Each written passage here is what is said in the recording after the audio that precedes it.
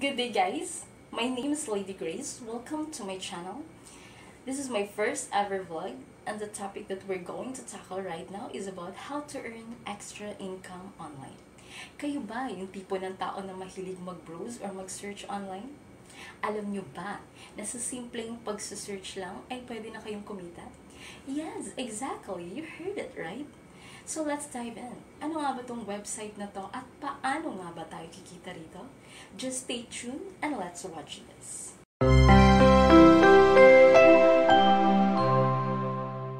Guys, ayan, i-reveal ko na po sa inyo ngayon yung sinasabi ko po na website kung saan babayaran po tayo sa simpleng pag-search lamang po. Okay, kung nakikita nyo po dito sa left side, sa taas, nakalagay po si Microsoft Bing. Okay, siya po yung magbabayad po sa atin sa simpleng pag-search lamang po. Then, dito naman po sa right side, ayan, kung nakikita nyo po, yan po yung total of points ko, 7,732. Click lang po natin ang aking dashboard.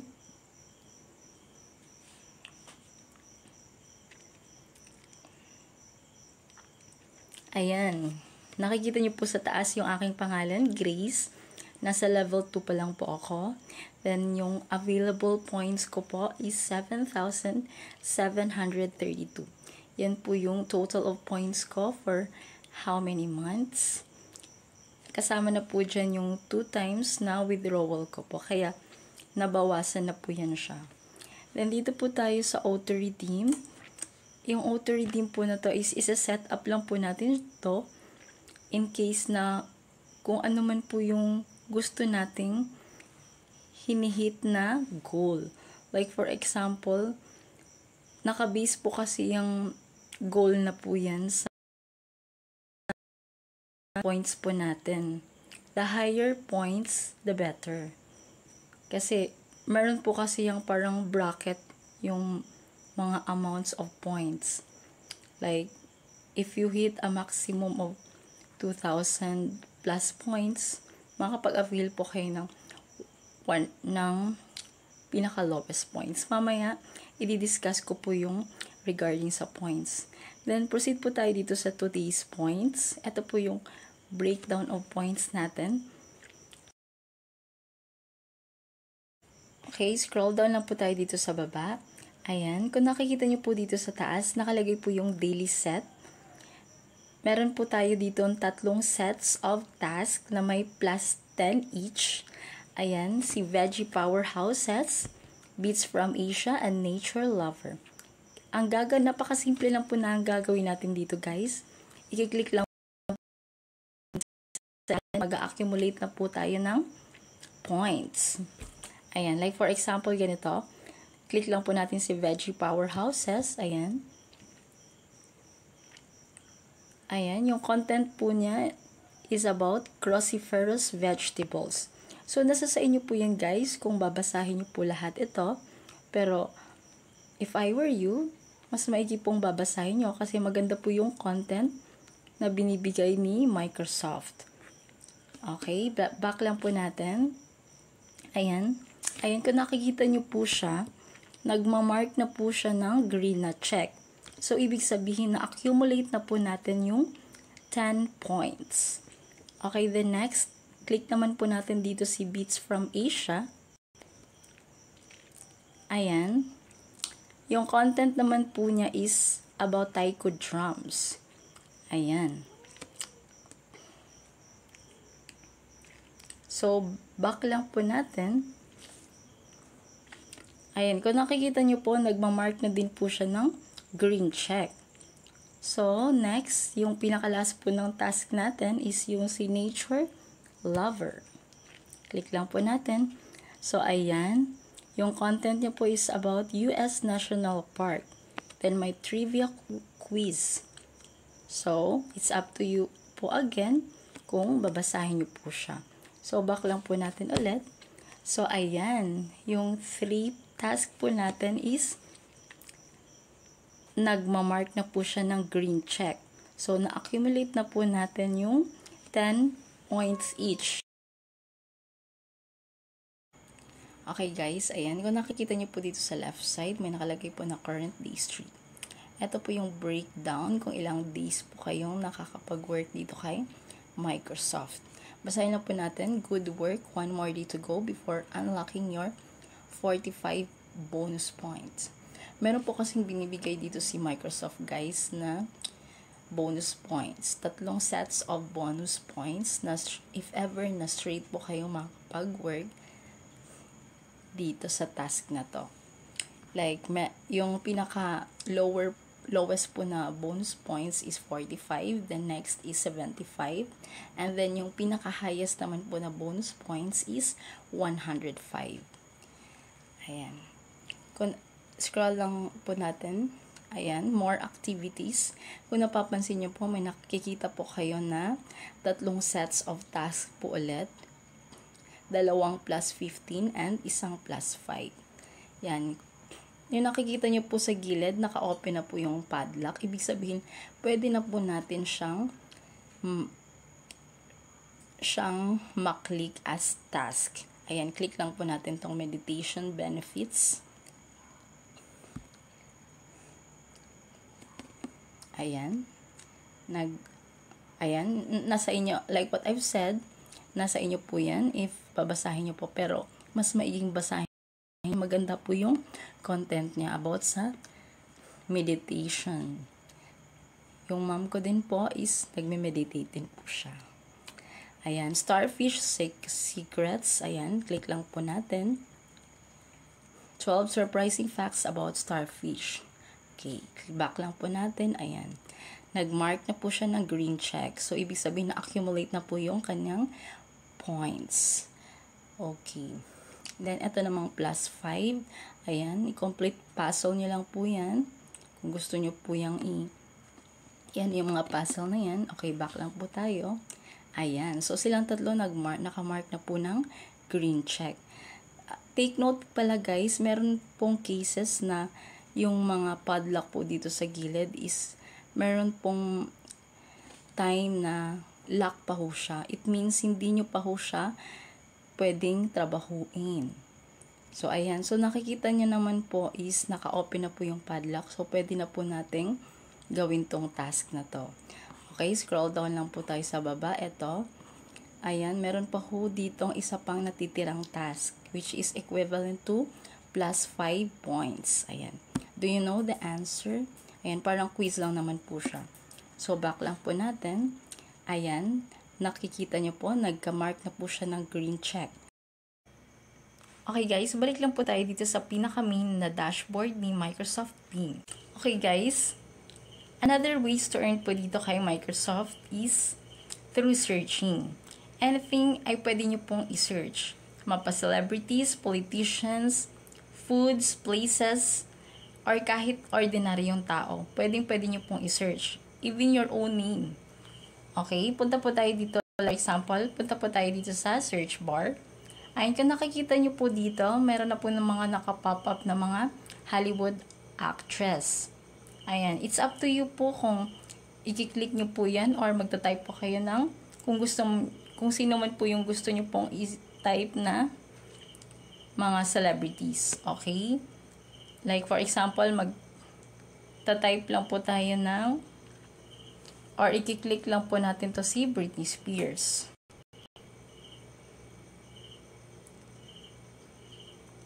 Ayan. Take note guys.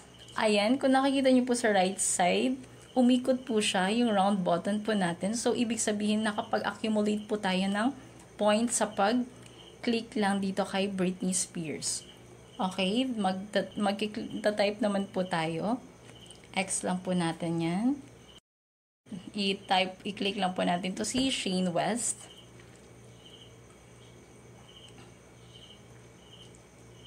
Ayan.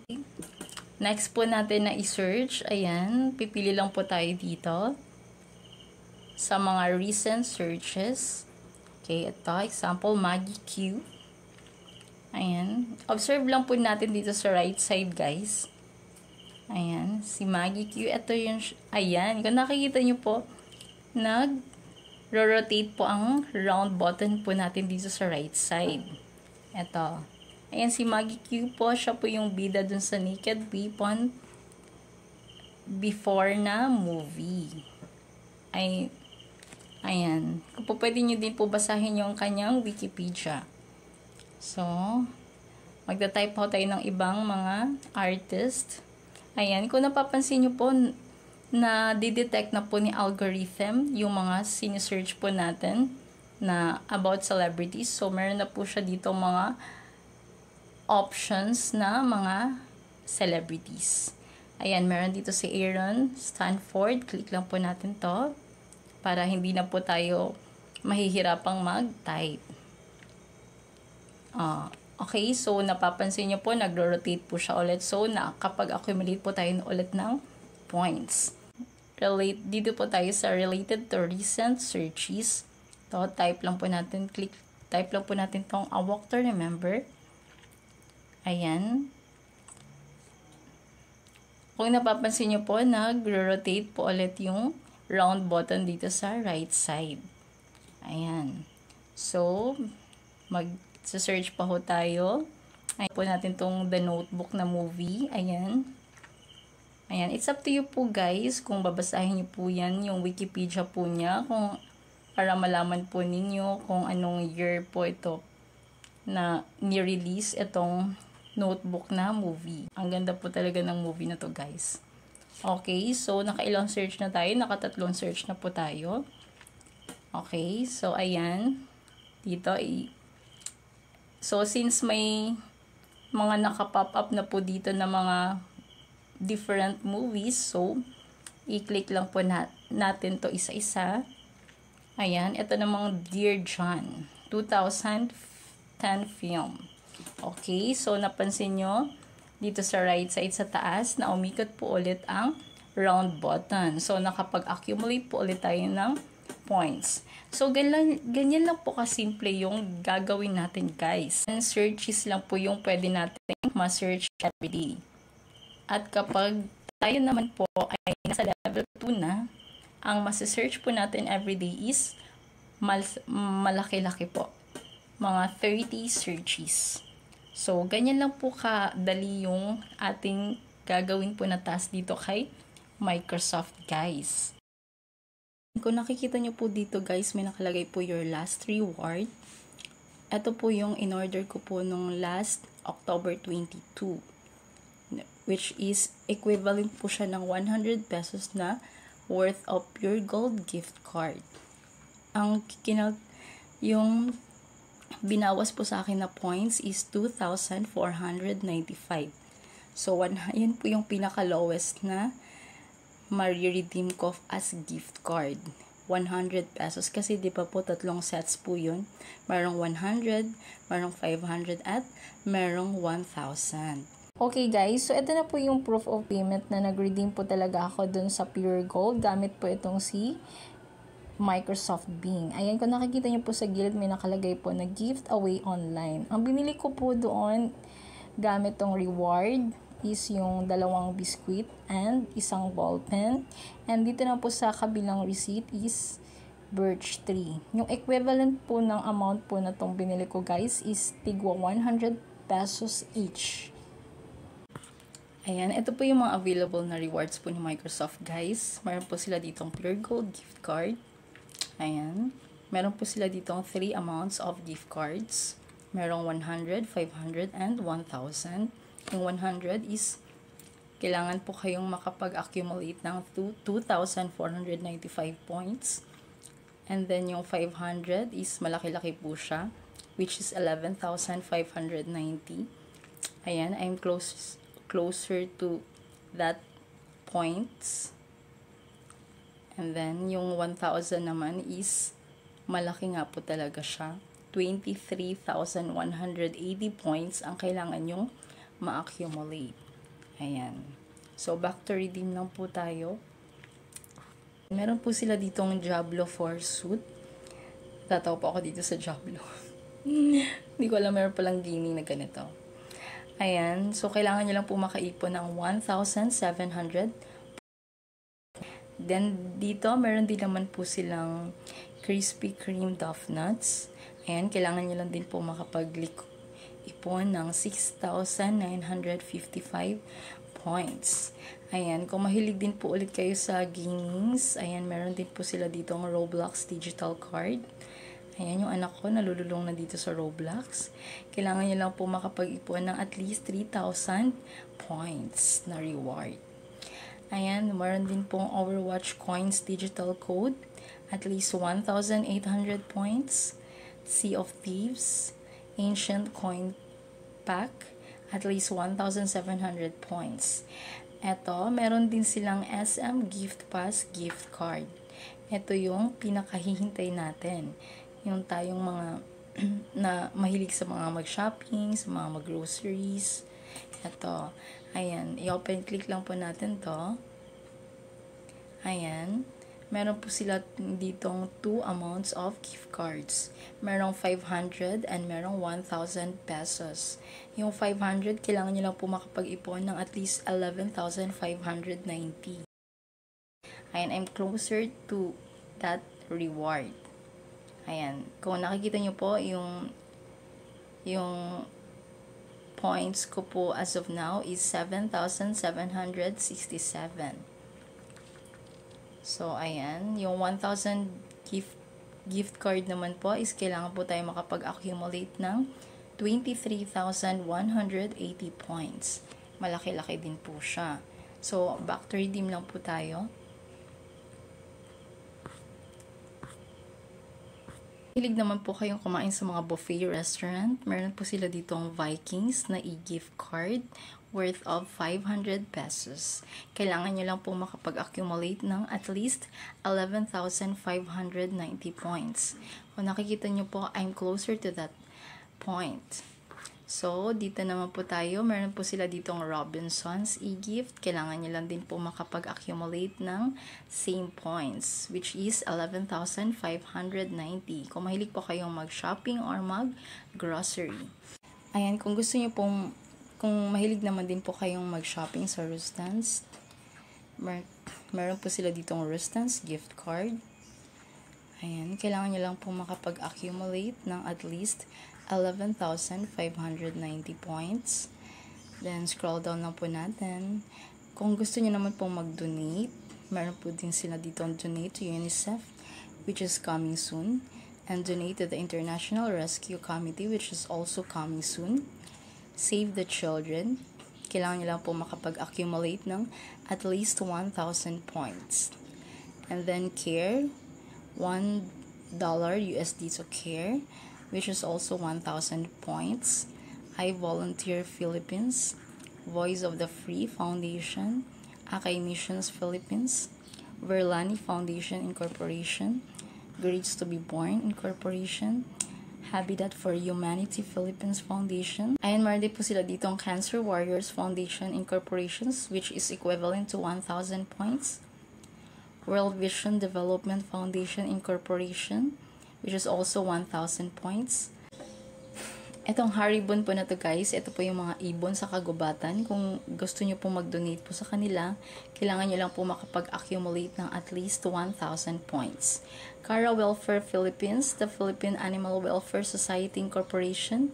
Ayan, kung gusto nyo po mag-donate sa mga animals, 1,000 points pa rin po siya. Make-A-Wish Foundations of the Philippines, Payatas Orion Foundation Incorporation, Food for Hungry Minds. Ito po yung sa mga batang or mga taong nagugutom. Ayan, magdo-donate pa rin po kayo sa kanila ng at least 1,000 points. Child Hope Philippines Foundation Incorporation, Pranic Healing Foundation of the Philippines Incorporation, Children's Home of Mary of the Eucharist Incorporations, and A Better Chance Foundation. Yan po, ang dami pong mga foundations na pwede po nating pag-donatan. So, ayan guys, kasi ko na po lahat ng mga informations dito po kay Microsoft from the beginning until end, kung paano po kayo kikita sa task po na to, and ano po yung mga rewards na mga binibigay po niya. So, sana po nagustuhan niyo po tong content ko po na to. And I hope na kikita pa po kayo marami po dito kay Microsoft. Okay, yan lamang po at maraming salamat po. And now we're back. I do hope na marami po kayo natututunan po sa ating video for today. Paalala lamang po, isa lamang po itong extra income nararapat pa rin po na meron po tayong daily source of income. Once again, this is Lady Grace. Don't forget to like and subscribe to my channel.